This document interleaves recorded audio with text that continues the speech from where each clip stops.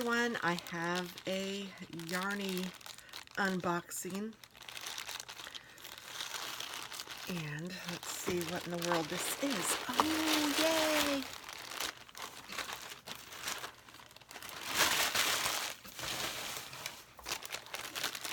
Oh gosh, this is nice. This is bulky yarn.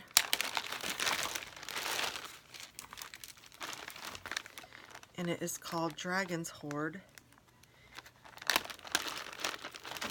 Well, this is called Dragon's Hoard. My husband wanted a hat that had, that was green, and he wanted like different shades of green, and I thought that this was perfect. And this is, oh, it's not, it's Aran weight, but goodness gracious. Now this says it's worsted weight. This is really thick.